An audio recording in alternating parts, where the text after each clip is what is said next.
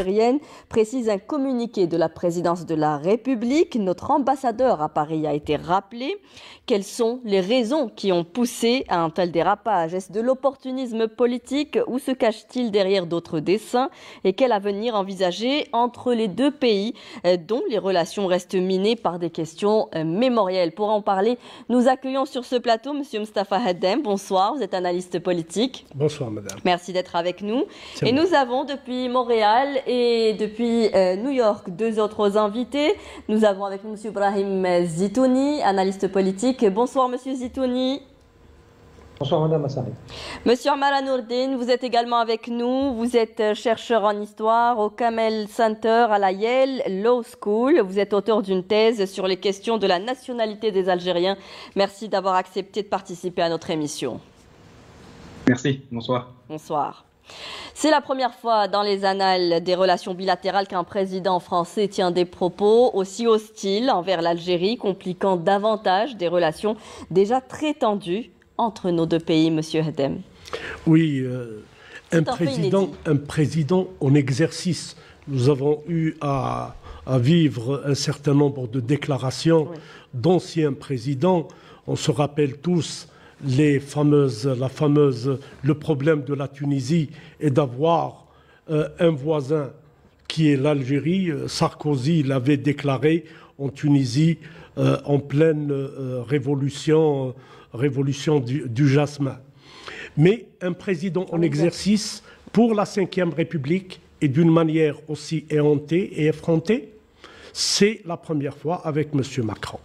Les propos tenus par M. Macron sont à ce niveau de responsabilité, du moins sur le plan moral, inélégants. Sur le plan diplomatique, c'est des propos inamicaux. Et sur le plan politique, c'est des propos dangereux. Dangereux, pourquoi? Parce qu'il y a un passif mémoriel important pour lequel nous avions pensé, il y a de cela quelques années, lors d'une visite du président Emmanuel Macron en Algérie, quand il avait déclaré que le colonialisme est un crime contre l'humanité. Nous avons pensé qu'il souffrait, qu'il subissait. Nous rappelons la levée de bouclier contre Emmanuel Macron après ces déclarations, et nous avons pensé que la France officielle allait véritablement faire un pas en avant pour le règlement de ce problème mémoriel qui empoisonne les relations entre les deux pays depuis l'indépendance. Et on se rappelle ces petites phrases qui à chaque fois, relancent le débat mémoriel. En 1974, avec Valéry Giscard d'Estaing, la France historique qui salue le jeune État algérien. Et puis on se rappelle d'autres déclarations, comme ça a été le cas avec François Mitterrand, qui a tenté de faire de l'ingérence après l'arrêt du processus électoral, et Sarkozy idem. Mais c'est la première fois que des propos gravissimes portant sur l'existence même de la nation algérienne, ou des mots très forts comme la haine envers la France, la haine envers la langue française, envers la culture française, et une ingérence directe qui remet en cause le fonctionnement des institutions dans notre pays. Et la réponse a été à la hauteur de l'agression.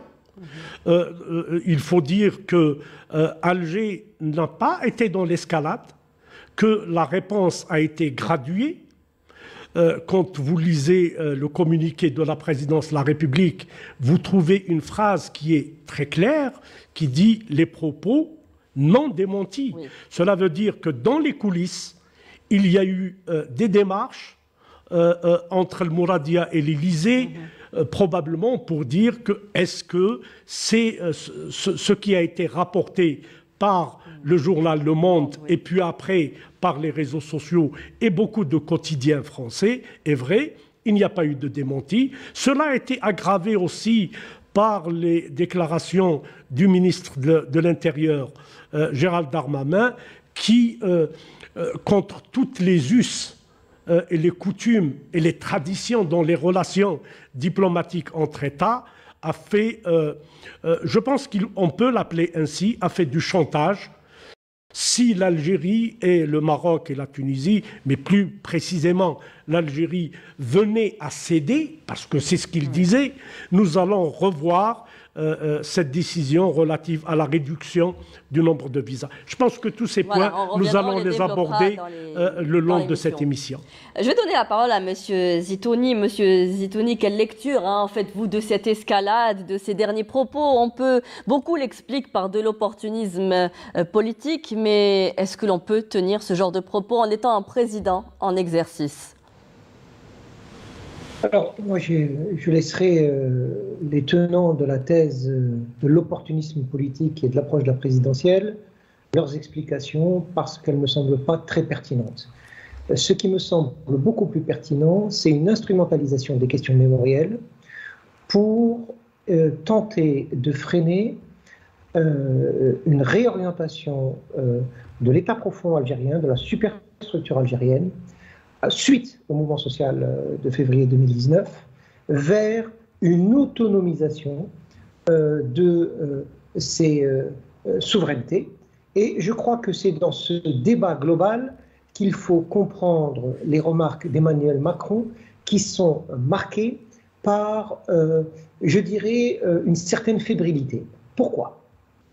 En réalité, la rupture des relations diplomatiques avec le Maroc, la rupture du gaz annoncée au 31 octobre et qui impacterait très fortement les entreprises françaises qui sont au Maroc et qui comptent sur une électricité en provenance du gaz algérien de bon marché, les redéploiements convergents entre les États-Unis et l'Algérie sur le nord du Mali et sur le Niger, l'action diplomatique protectrice de l'Algérie vis-à-vis de la Tunisie et de la Libye, la convergence d'intérêts avec l'Égypte sur les questions du barrage en Éthiopie, tous ces facteurs de convergence internationale montrent que l'Algérie a arrêté sa glissade du renoncement diplomatique qui a marqué les 20 dernières années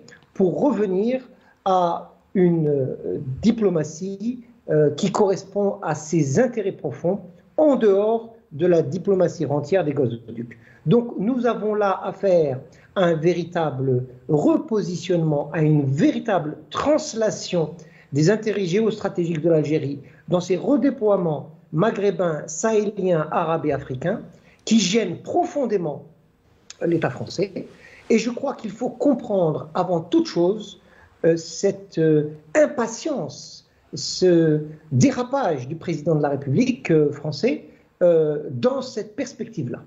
Ça, c'est le premier point. Le second point qui me semble très important, c'est le changement d'initiative stratégique qu'a permis le mouvement social du 22 février 2019 en rénovation et de l'État, à travers une constitution qui différencie mieux les responsabilités, qui positionne l'État algérien de façon beaucoup plus intéressante quant à l'exercice de sa souveraineté.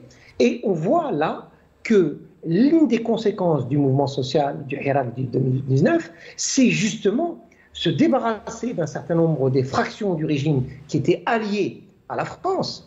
Nous n'avons pas entendu ce type de déclaration pendant 20 ans de régime de Bouteflika, bien au contraire. Rappelez-vous, en mars 2019, le président Macron demandait à partir de Djibouti une prolongation du mandat de Bouteflika pour une période transitoire. Et voilà ce même président qui, à l'époque, voulait du Bouteflika bis, nous dit aujourd'hui que le Hirak gênerait les autorités. On se demande sur quel pied il danse. En tout cas, ce qui est certain, c'est que c'est le pied de l'opportunisme.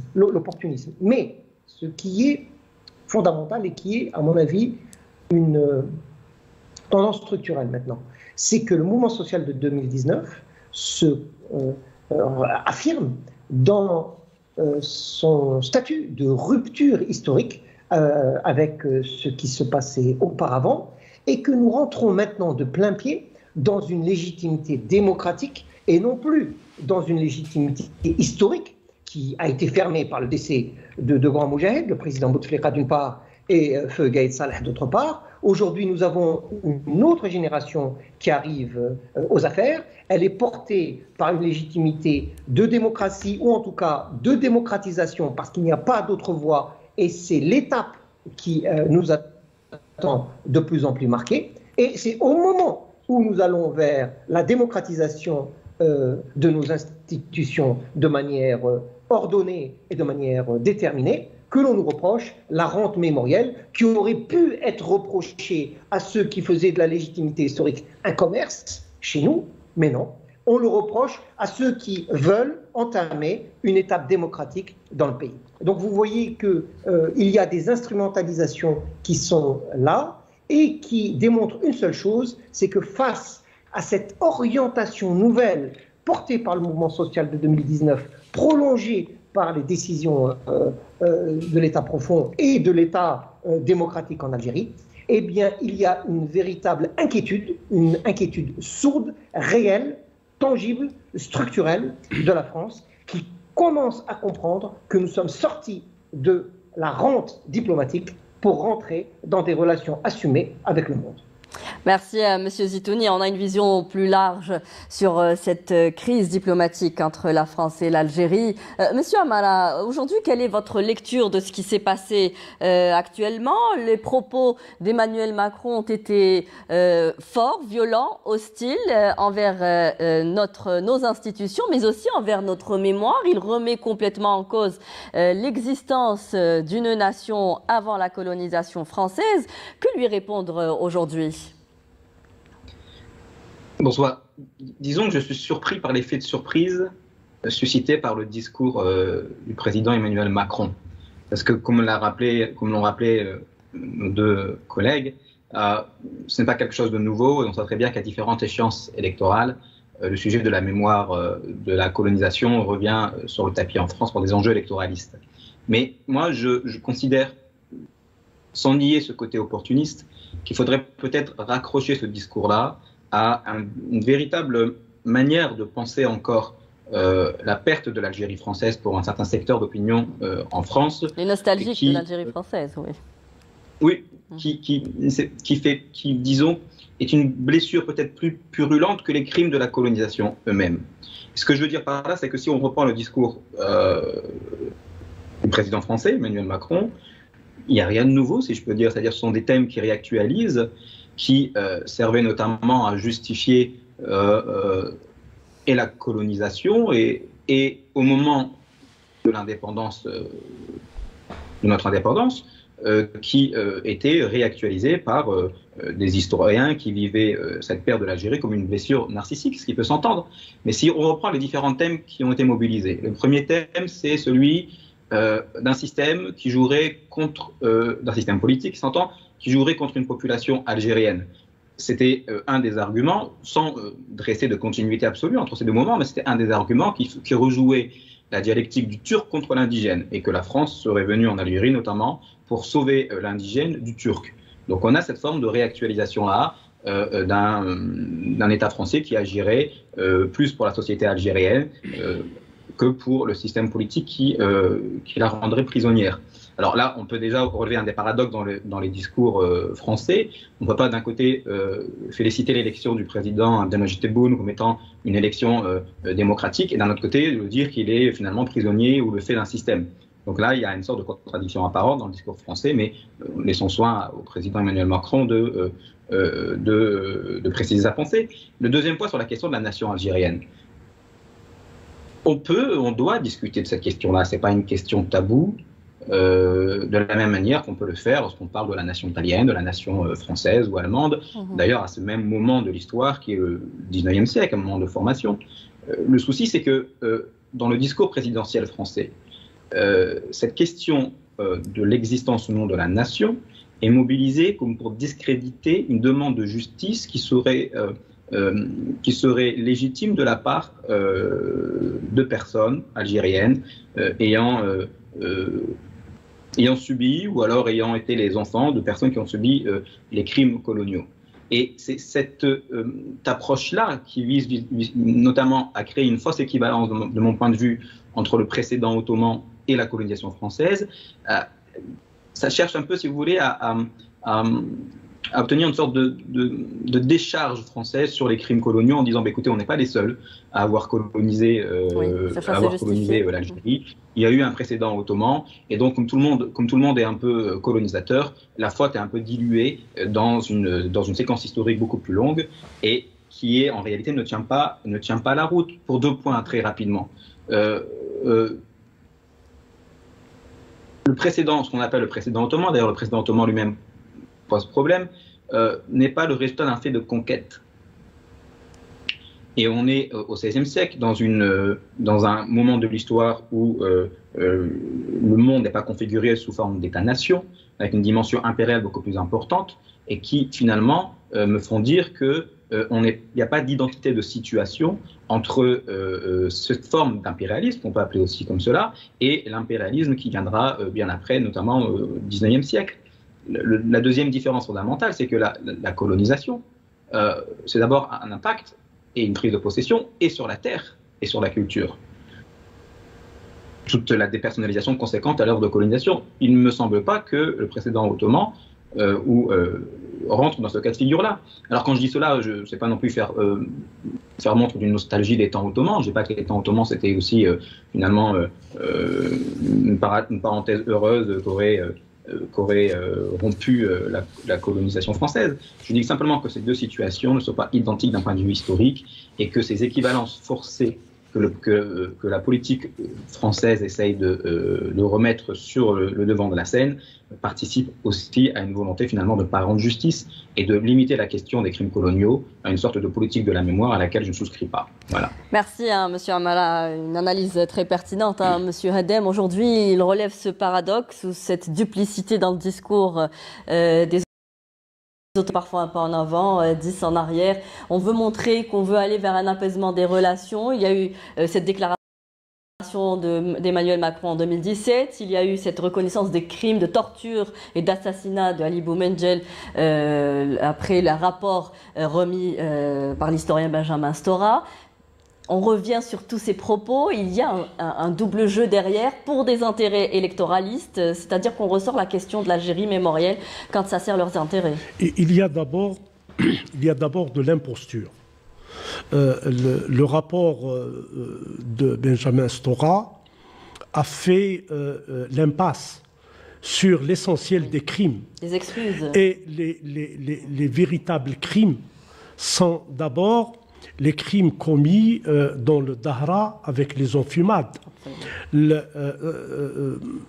Presque un siècle avant le Troisième Reich, l'armée française avait déjà inventé les fours crématoires. L'impasse a été faite aussi sur des crimes odieux commis dans plusieurs régions du pays. Il faut rappeler que ce que l'armée française a appelé la pacification, c'est-à-dire l'occupation du territoire, ne s'est pas faite facilement. En 1830, au moment du débarquement, Alger n'a pas été déclarée ville ouverte. Il y a eu de la résistance. Il faut dire que pour partir d'Alger jusqu'à jusqu'à Fort National, il a fallu 27 ans et des crimes le long de Wadi Yasser et des crimes horribles dans la région des Charaïouane. Le rapport de Benjamin Stora a fait l'impasse sur les assassinats et les viols commis par les soudards de l'armée française. Je vais vous interrompre juste pour reprendre le communiqué de la présidence qui dit « Ces crimes qui ne sont pas prescriptibles ne sauraient faire l'objet d'une manipulation des faits d'interprétation atténuante. Pour la présidence de la République, la propension des nostalgiques de l'Algérie française et des milieux qui se résignent difficilement à l'indépendance, plaine que les Algériens ont gagné de haute lutte, s'exprime à travers de vaines tentatives d'occulter les exactions, massacres, enfumades, destruction de villages éradiqués l'éradication des tribus des résistants qui sont des génocides en série que les acrobaties conceptuelles et les raccourcis politiques ne parviendront jamais à occulter. C'est-à-dire qu'aujourd'hui, on veut occulter ou minimiser carrément les affres de la colonisation je vais vous dire, notre ami l'historien est revenu avec avec une approche très pertinente. Moi, je parlerai des aspects politiques. Il y a une crise entre Ankara et Paris. Cette crise a été provoquée par l'incursion du politique dans le mémoriel, dans l'histoire. Vous savez, ce mariage un peu contre nature entre la politique et l'histoire n'a jamais eu des conséquences heureuses. Quand un Parlement se met à écrire l'histoire, quand un président de la République, prodige de la finance internationale, se met à vouloir réécrire l'histoire, les conséquences ne sont jamais heureuses. Vous savez, l'Algérie, son peuple, son État, ses institutions, n'ont pas à être utilisés dans une crise profonde entre Ankara et Paris depuis que le Parlement français a décidé unilatéralement de traiter à sa manière le génocide arménien. Nous ne sommes pas un punching ball. L'Algérie est une nation établie, c'est un État souverain. Maintenant, on se rappelle une autre incursion du politique dans l'histoire, dans le mémoriel. C'est cette résolution du Parlement, du même Parlement français, dans une autre législature, sur les bienfaits du colonialisme. Et je voudrais rappeler cette phrase de Béchir Hadj Ali, Rabbi Rahmou, qui disait « Le colonialisme, la colonisation est le mal absolu ». Emmanuel Macron parle de manipulation mémorielle. Qui manipule mémoriel, la mémoire entre les deux peuples? Ce sont les candidats successifs à la présidentielle, à la haute fonction présidentielle en France. Ce n'est pas les Algériens, ce n'est pas les autorités algériennes. Quand vous êtes à quelques encablures de la présidentielle et que vous décidez d'honorer les harkis dans un haut lieu symbolique à l'Élysée et que vous décidez d'instituer une journée de mémoire pour les harkis, je vous dis à titre personnel, je considère que le problème des harkis, ce qu'on appelle les supplétifs de l'armée française, est un problème franco-français. Oui. Ce sont les autorités françaises. Au lendemain de l'indépendance, c'est le général de Gaulle qui avait instruit son ministre de la guerre, Pierre Messmer, pour ordonner aux chefs d'unité de ne pas ramener dans leur bagage, et c'est le terme qui a été utilisé, de ne pas rapatrier les harkis. Les enfants de harkis en 1974, quand ils se sont élevés contre leurs conditions de vie, n'ont pas manifesté devant l'ambassade d'Algérie en France, n'ont pas manifesté devant un consulat, ils ont manifesté devant la préfecture de Gironde. Donc c'est un problème qui les concerne.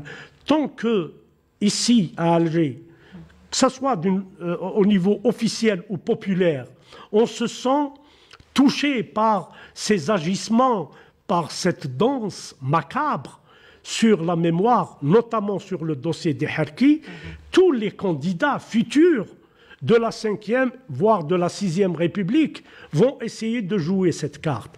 Donc, le mémoriel, le fait que Emmanuel Macron en parle devant des jeunes Algériens et des jeunes d'origine algérienne à quelques encablures de la présidentielle rend complètement caduque et inopportun pleine de duplicité, son discours. On lui reproche aujourd'hui de vouloir surfer sur la même vague qu'Éric Zemmour, qui veut aujourd'hui ratisser, enfin Emmanuel Macron qui veut ratisser plus large, surtout du côté de l'extrême droite. Monsieur Zitouni, pour vous, les propos ne sont pas peut-être juste portés par rapport à l'élection, non pas de portée électoraliste, mais autre. Mais est-ce que vous ne pensez pas que le timing, quand même, a un rôle à jouer? On ne peut pas l'ignorer. Non, bien entendu, les arrière-pensées électoralistes sont là. Mais je pense que le timing n'est pas déterminé par le calendrier électoral. Il est déterminé par la visite du ministre espagnol des Affaires étrangères à Alger, qui a reçu confirmation de la part des autorités algériennes que notre gaz se vendrait directement aux Espagnols en ne passant plus par le territoire marocain. C'est de mon point de vue ce qui déclenche le côté irascible de la déclaration d'Emmanuel Macron. Il y a donc là des enjeux internationaux importants, il y a d'autres enjeux qui dépassent très largement la petite cuisine électorale. Mais sur la question mémorielle, je pense que nous avons tort. Nous avons tort de vouloir en faire un sujet de discussion. La preuve, ça ne marche pas. La question mémorielle ne peut pas être traitée dans un cadre bilatéral. Ceux qui pensent qu'on peut traiter les questions mémorielles dans un cadre bilatéral se trompent. La preuve par 9 nous a été donnée par le président Macron. Il faut donc traiter les questions mémorielles, chacun de son côté, pour ce qu'elles sont de chaque côté. Nous ne pouvons pas avoir la même histoire. Je veux dire une chose très clairement. L'histoire est écrite par les vainqueurs. Et les vainqueurs dans la décolonisation de l'Afrique, c'est la République algérienne démocratique et populaire. Donc, la difficulté qui se pose aux Français, c'est comment écrire une histoire où ils sont les vaincus. C'est ça le débat de fond. Or, nous sommes les vainqueurs sur le plan politique, nous sommes les vainqueurs sur le plan moral, nous sommes les vainqueurs sur le plan éthique, nous sommes les vainqueurs sur tout ce qui concerne cette phase historique. C'est à nous d'écrire notre histoire et à personne d'autre. Et pourquoi nous partagerions cette écriture avec d'autres? Il y a donc là un hiatus au sens profond du terme. L'écriture est une affaire de l'histoire et l'affaire de notre histoire et l'affaire des historiens algériens. Nous n'avons pas à travailler les questions mémorielles avec qui que ce soit. Merci à M. Amala. Je vous laisse rebondir ce que vient de dire M. Zitouni. Nous devons écrire notre histoire. Et je vais vous dire une chose. Oui. Ceux qui fonctionnent sur la rente mémorielle, ce n'est pas nous. C'est d'autres. Oui. C'est d'autres qui fonctionnent sur la rente mémorielle. D'autres qui sont au pouvoir à Paris et ailleurs. C'est eux qui fonctionnent sur la rente mémorielle. Contre argent sonnant et trébuchant, le président Saad Abdelmajid Tebboune a été très clair. Il n'attend rien, aucune compensation. Donc, ceux qui fonctionnent sur la rente mémorielle n'appartiennent pas à notre culture. Monsieur Amala ? Aujourd'hui, finalement, ce que vient de dire M. Zitouni, c'est que la pilule ne passe toujours pas. Après la révolution algérienne, ce sentiment de défaite ne passe toujours pas. C'est à nous aujourd'hui d'écrire notre histoire, nous qui les avons vaincus. Je partage le point de vue de M. Zitouni sur la question de l'impossibilité du hiatus à penser une politique de la mémoire et de l'engager dans des relations bilatérales. Différents historiens algériens ont écrit là-dessus au moment de la sortie du rapport de Benjamin Stora. C'est véritablement, je souscris à cette idée d'impossibilité. J'ai envie de dire, le roi est nu en réalité. Je veux dire, les propos d'Emmanuel Macron, effectivement, agissent comme un révélateur de cette impossibilité. Là, encore une fois, je partage cette opinion-là. Ceci étant dit, les deux États, moi je pense que les usages qu'on appelle les usages politiques du passé, ce sont une pratique courante des États en réalité. Les États ont tous dans leur volonté de faire cohésion, une politique de la mémoire. Et je pense que l'État algérien participe également, joue sur ce ressort-là autant que la France ou d'autres États. C'est pas là le problème. Je pense qu'il faut faire le distinguo entre ce qu'on pourrait appeler ces dispositifs mémoriels, et ce qu'est l'histoire à écrire, évidemment. Et il y a véritablement une asymétrie dans la production des savoirs qu'il faut prendre à bras-le-corps en Algérie. Et ce qui ne retire rien aux travaux des collègues et des chercheurs. Mais ce qui pose aussi la question de l'accès aux archives, il faut le dire très clairement. On perd beaucoup de temps dans ces questions administratives d'accès aux archives qui, finalement, nous remet toujours dans cette idée d'une répétition générale, d'une mémoire tortueuse de la France en Algérie et qui surdétermine nos propres débats.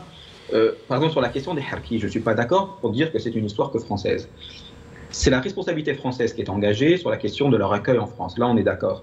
Mais la question des harkis, c'est une question qui est aussi une question qui intéresse la société algérienne.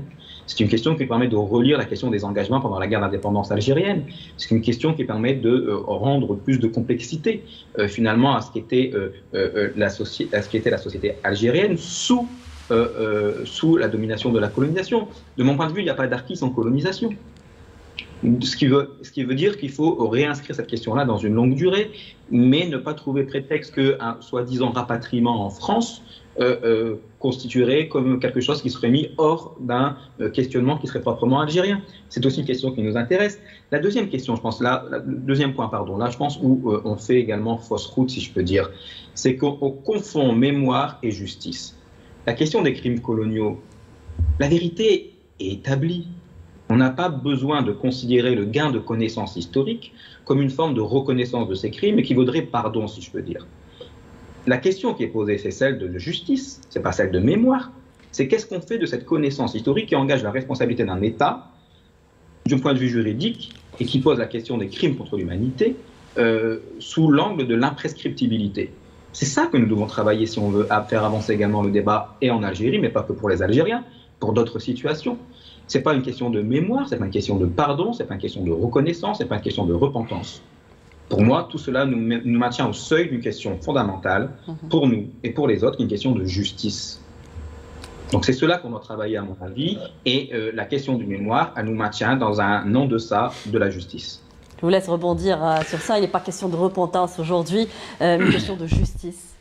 Oui, une question de justice, mais seulement si vous me permettez, madame, de recentrer le débat. Vous savez, l'histoire, dans cette affaire-là, a servi d'alibi. Il y a d'autres réalités d'ordre géostratégique qui ont poussé le président Macron à créer une situation de crise avec notre pays. Nous connaissons les accords étroits entre l'État vassal du Makhzen avec la France. La France ne pouvait pas, avait essayé par des déclarations alambiquées, il y a de cela 2-3 semaines, de proposer à Alger, j'allais dire, de servir d'intermédiaire pour rapprocher les points de vue devant le refus de notre pays à toute ingérence. Si vous vous rappelez, le leitmotiv était le suivant: la décision de l'État algérien est une décision souveraine.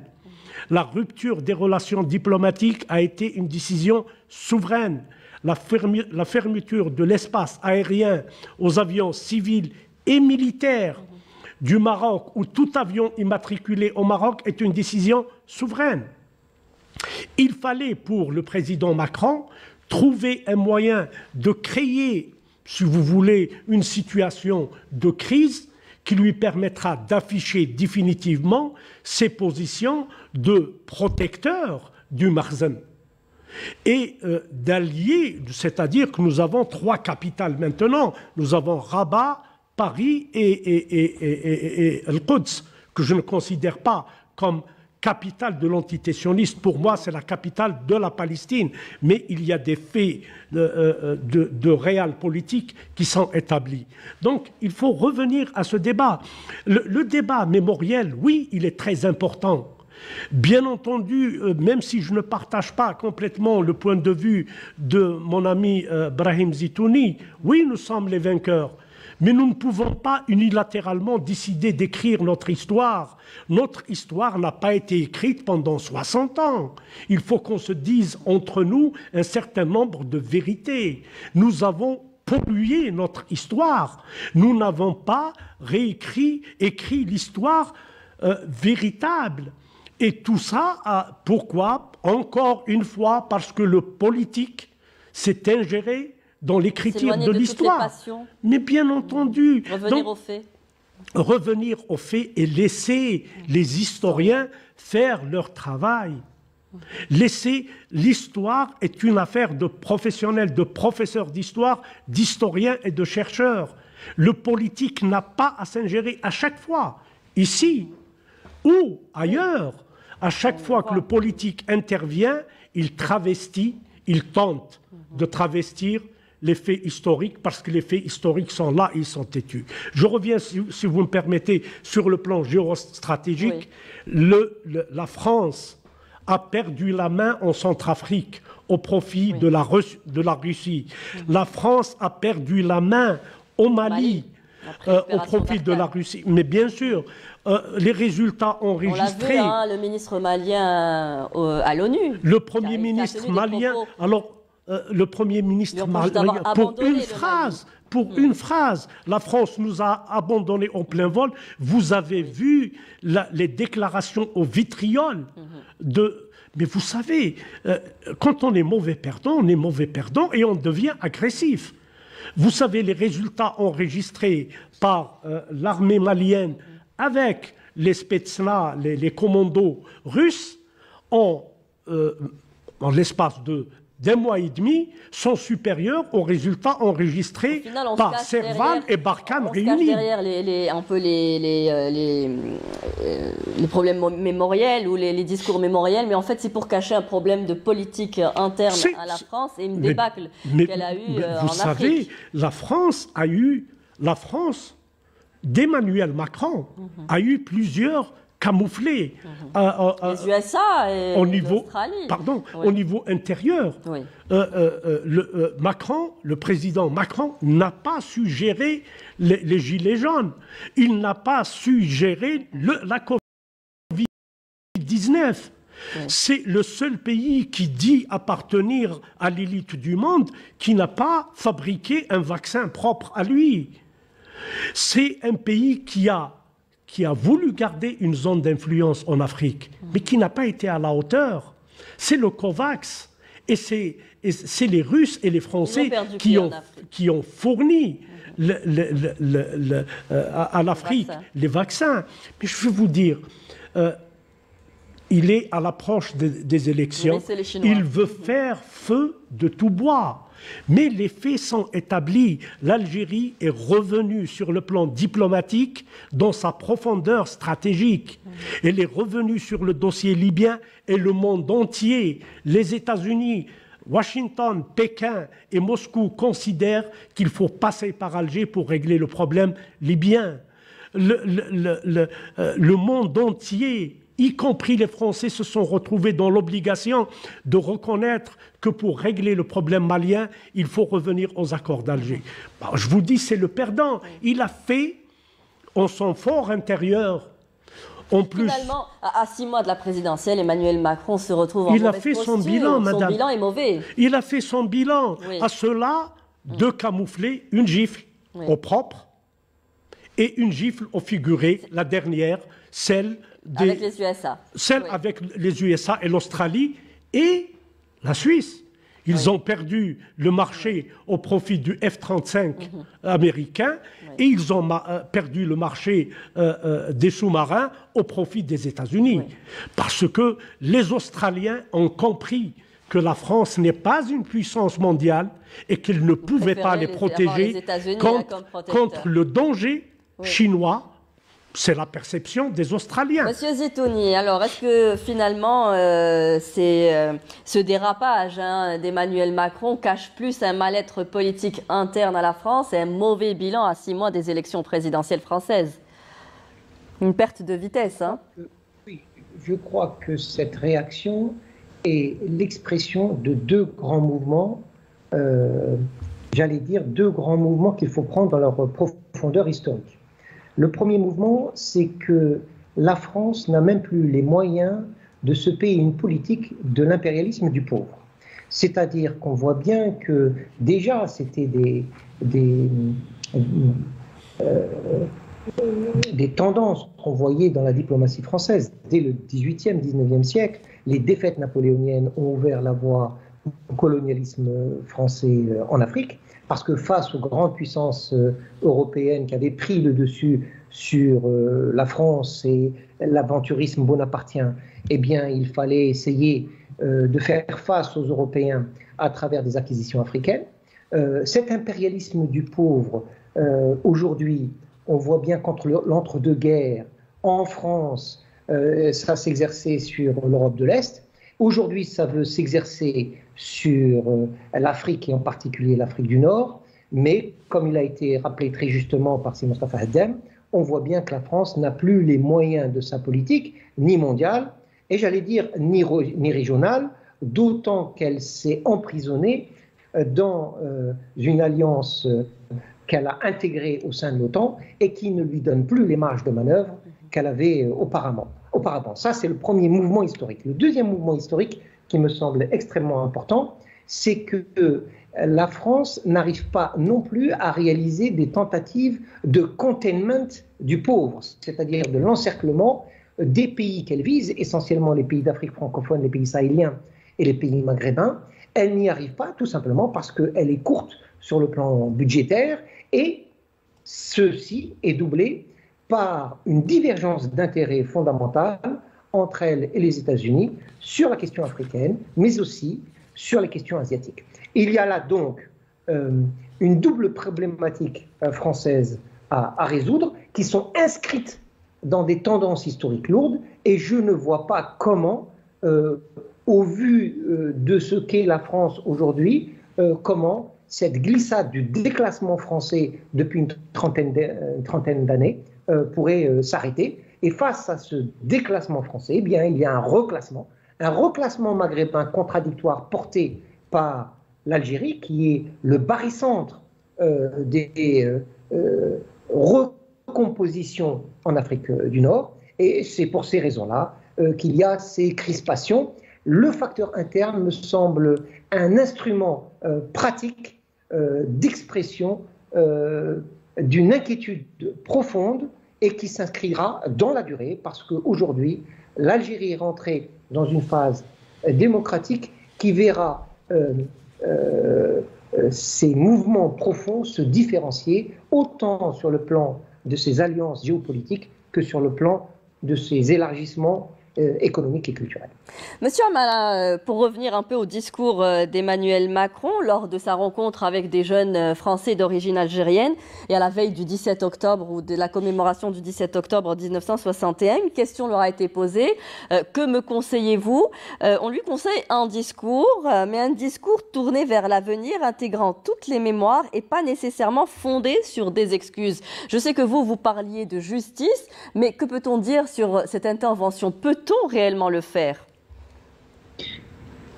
Déjà, je voudrais apporter un correctif, si vous me permettez, oui. Parce que je pense que dans ces questions de discours, si on maintient l'analyse à ce niveau discursif, la qualification est un enjeu. Donc, quand vous dites les Français d'origine algérienne, il ne faudrait peut-être pas renvoyer leur appartenance à l'Algérie à une archéologie de l'identité, mais ils sont aussi algériens, parce que généralement, ils ont la double nationalité. Oui. Donc, tout l'enjeu est de dire finalement... je pense que l'enjeu, c'est aussi cette diaspora algérienne, et puis il faut en faire une chance pour l'Algérie. Donc, ce sont aussi des Algériens, et c'est à eux de se déterminer. Donc, Macron, le président Macron, sait jouer de cela. En Algérie, on sait moins le faire. Donc, il faut, je pense, ce que je veux dire par là, je pense qu'il faut articuler l'audace du président français à quelques-unes de nos faiblesses, et l'une de nos faiblesses est aussi la gestion de cette diaspora. Le deuxième point, sur la question des excuses. On nous dit, on répète qu'il n'y a pas de repentance, qu'on ne demande pas la repentance et que c'est par refus de repentance qu'on demande pardon. Donc là, on nous met dans la position, encore une fois, ce qui je vous le dis clairement, m'agace un peu en réalité, c'est la position d'attendre le prochain discours d'Emmanuel Macron sur le 17 octobre 61. Donc finalement, on est toujours rattaché à un agenda dont on n'a pas la maîtrise dans cette politique mémorielle, qui est l'agenda français. Si on prend le discours, par exemple, sur les Harkis, par rapport à ce qui pourrait être dit sur... Non, Monsieur Amara, s'il vous plaît, c'est juste pour dire qu'aujourd'hui, on utilise ces termes un petit peu pour justifier justement ce refus de s'excuser en disant on veut se tourner vers l'avenir. Est-ce qu'en se tournant vers l'avenir, on doit oublier le passé ? Mais alors, je l'aurais dit, ce n'est pas une question d'oublier le passé, parce que l'oubli n'est pas possible. Si vous interrogez quiconque sur ce qu'a été la colonisation, y compris les descendants d'Algériens qui sont en France, c'est une mémoire qui reste vive, pas forcément douloureuse, pas forcément névrotique, mais c'est quelque chose qui est présent. La question, c'est encore une fois la question de justice. Qu'est-ce qu'on fait de crimes coloniaux qui peuvent tomber sous... On a un souci de connexion. Monsieur Zitouni, vous voulez intervenir ? Je vous voyais hocher de la tête. Oui, tout à fait en droite ligne de ce qui vient d'être dit par notre ami. Il me semble que sur le plan politique, ça devrait au contraire s'exprimer sous la forme de ce qu'a voulu faire finalement Béchir Boumaza à l'époque, une fondation du 8 mai 1945, mais ce serait une fondation de reconnaissance des crimes du colonialisme, à qui on donnerait une association, à qui on donnerait des assises juridiques et qui irait sur le plan et national et international lutter pour une reconnaissance auprès des instances internationales ad hoc, une reconnaissance des crimes coloniaux et que l'on qualifie sur le plan juridique et sur le plan du droit international, le colonialisme de crime contre l'humanité. Et peu nous importent les belles paroles, ce qui nous importe, ce sont les qualifications qui seraient retenues par le droit international de cette phase historique qu'a été le colonialisme, avec ses corollaires contraignants d'un point de vue juridique. Et je crois qu'il est nécessaire en Algérie de passer à une autre étape, une étape beaucoup plus active, beaucoup plus supérieurement intelligente, où l'on forgerait, sur la base des crimes coloniaux, un outil de rétablissement de l'éthique et de la justice, pour reprendre les termes de notre ami historien, de telle façon que cette action puisse s'inscrire au crédit de l'Algérie, pas simplement pour les crimes coloniaux qu'elle a subis, mais pour l'ensemble des peuples qui ont subi des crimes coloniaux, de l'Afrique du Sud à l'Amérique du Nord, de l'Asie à l'Amérique latine. Voilà une action de concertation qui ferait de l'Algérie un pays d'avant-garde dans ce domaine-là. Monsieur Amara, je vous redonne la parole, vous avez été interrompu. Juste pour revenir sur cette diaspora algérienne, aujourd'hui la politique algérienne recentre ses intérêts sur la diaspora algérienne, d'où le titre du ministre des Affaires étrangères et de la communauté établie à l'étranger, Monsieur Ramtan Lamamra. Oui, mais il ne faudrait pas voir, si vous voulez, la question de la diaspora que d'un strict point de vue, d'un apport économique ou de compétences. Je pense que c'est aller au-delà, parce qu'il y a une dimension significative de ce que représente finalement cette migration algérienne et cette diaspora dans le monde, notamment en France. Mais juste pour reprendre rapidement ce que vient de dire M. Zitouni, je souscris parfaitement à ce qu'il dit. Et si j'insiste là-dessus, c'est que avec deux collègues, Ama Edo et Liliane Oumbeyi, je collabore à un projet qui s'appelle African Future Action Lab, donc on pourrait traduire en français par laboratoire d'action sur le futur africain, et qui, dans une dimension panafricaine, pose cette question de la réparation et de la justice, non plus dans une relation verticale à la France, mais dans une horizontalité qui nous est nécessaire, qui est de penser cette approche du colonialisme, non pas pour nous-mêmes, mais pour le monde. Et je pense que c'est une chose qui a besoin d'être travaillée avec beaucoup plus de soutien également. Lorsqu'on parle effectivement que l'histoire n'est pas faite, mais il faut se poser la question des conditions institutionnelles et matérielles qui permettent cette accumulation des savoirs en Algérie. Donc il faut, je pense, sans nier les forces en mouvement qui participent à une reconfiguration régionale, si vous voulez, au niveau du Maghreb et du Sahel.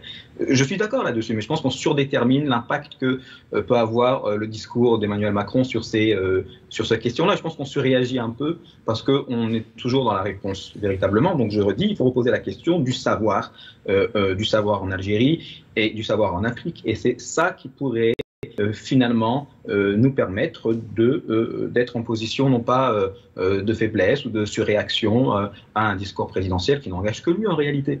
Oui, donc, surtout que pour revenir un peu ce qui a été dit sur la création de la nation, je vais reprendre les propos d'une auteure historienne, Hélène Blay, qui dit qu'il faut combattre, ou qu'il faut, pour commencer, combattre ce mythe de la terra nullius. C'est un peu l'argument récurrent des colonisateurs, et pas seulement en Algérie, qui justifie une emprise par le fait qu'il n'y aurait rien eu avant. On se cache souvent derrière ce genre de propos pour justifier une colonisation. Vous savez, au-delà de cela, les Français en Algérie ont inventé un concept qui n'a aucune assise traditionnelle en Algérie, les terres arches. À chaque fois qu'ils voulaient s'accaparer d'une terre, elle déclarait que cette terre n'a pas de propriétaire. Qu'il s'agisse en termes de nation, c'est une terre qui n'a pas de propriétaire, ou qu'il s'agisse de territoire. Je suis désolé de vouloir, en ce qui me concerne, sortir du débat historique. Oui. Je pense que le travail doit être fait par les historiens algériens. Alors pour revenir justement aux questions politiques, il nous reste très peu de temps. On va aborder, avant le dérapage, il y a eu ce chantage. La France, qui est un pays d'immigration et qui s'est construit grâce à elle, divise par 2 le nombre de visas accordés aux Algériens. Cependant, il apporte la précision que les étudiants et le monde économique seraient épargnés. C'est une pratique qui n'est pas usitée entre États. D'abord, il s'agit d'un chantage, parce que le ministre de l'Intérieur pose un certain nombre de conditions pour revenir à la normalité, ce qu'il appelle la normalité en termes de nombre de visas attribués aux Algériens et aux Tunisiens. Parce que pour le Maroc, la France n'est pas une terre d'immigration, c'est la Belgique et la Hollande qui est une terre d'immigration, donc ils réduisent par moitié ou par tiers, cela importe peu. Faire du chantage à un pays souverain, c'est-à-dire où vous reprenez vos délinquants, où vous reprenez des jeunes Algériens qui sont devenus des islamistes extrémistes, et pour la majorité, on fait le coup de feu. Oui, pour la majorité, on fait le coup de feu en Syrie, et qu'ils sont revenus, pardonnez-moi l'expression, ils veulent nous les fourguer sans nous donner la possibilité de vérifier si ce sont véritablement des Algériens. Alors qu'en même temps, des Algériens qui sont arrivés en France, comme Harraga, sont protégés par les services français.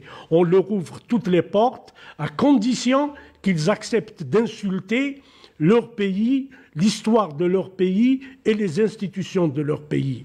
Ces 2 poids, 2 mesures et cette duplicité dans le langage, nous en sommes habitués. Sur le plan mémoriel, je voudrais dire une phrase. La France a présenté ses excuses pour les Noirs, pour la traite négrière. Elle a présenté ses excuses pour la communauté juive après le Veldiv, après les rafles du Veldiv. Elle a présenté des excuses à tout le monde, sauf à l'Algérie et aux Algériens, parce que c'est un fonds de commerce. C'est un fonds de commerce politique. Oui, c'est ce qui se passe. Et ça va encore continuer. Je vous l'ai dit tout à l'heure, madame, 5e, éventuellement 6e République. Il nous appartient à nous, Algériens, d'aller chercher nos archives. Elles ne sont pas uniquement en France. Vous avez des historiens anglais, des historiens américains qui ont travaillé sur je rejoins M. Amara quand il dit il faut sortir de cette logique de verticalité. Nos archives ne sont pas uniquement en France. Nous pouvons faire des recherches avec d'autres pays, avec des universitaires. Mais pour moi, cela ne doit pas relever de la politique. Il s'agit d'un travail académique, d'une part, pour ce qui est de la recherche, et il s'agit d'un travail de juriste, de pénaliste, pour aller devant, dès lors que les dossiers sont ficelés, sont prêts, par la collaboration entre les historiens et les hommes de loi, aller devant les instances judiciaires internationales pour tous les dossiers qui sont ficelés. Le dossier des essais nucléaires est largement prêt.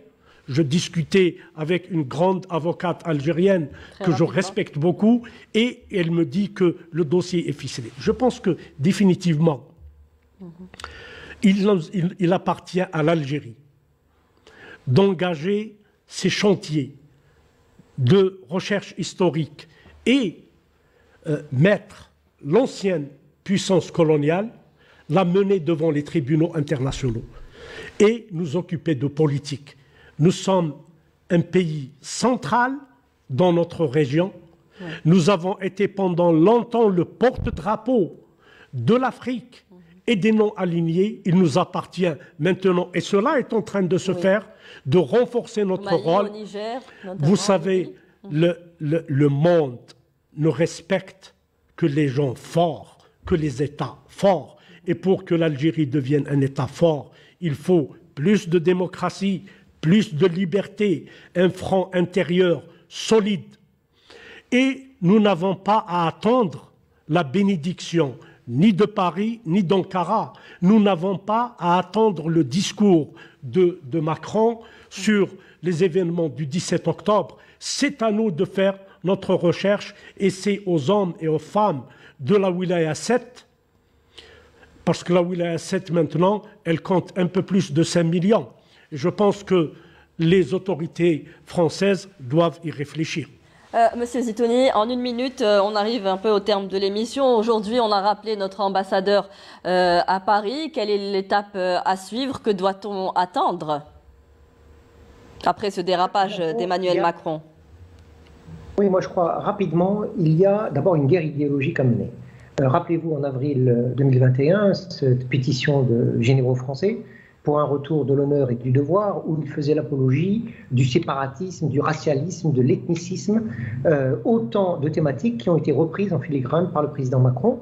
Et donc on voit bien que celui qui se soumet à ces généraux, c'est bien Macron et pas quelqu'un d'autre. Ça, c'est le premier point. Le deuxième point, et il me semble que c'est tout aussi important, si on devait réfléchir un petit peu sur ce que constitue, ce qui fait la force des États, eh bien, je reprendrai un historien français qui, dans l'identité de la France, Fernand Braudel, disait, à côté de l'administration monarchique, il parlait de la France d'avant la Révolution française, l'armée est donc devenue l'outil le plus actif de la formation unitaire de la France. Voilà donc que l'on nous reproche d'avoir une armée qui travaille à l'unité nationale. Ça gêne beaucoup, mais je renvoie les historiens en herbe à leurs propres professeurs afin qu'ils comprennent le rôle historique des armées dans les édifications des États. Donc il y a d'abord un travail idéologique à réaliser parce qu'on se bat avec des idées.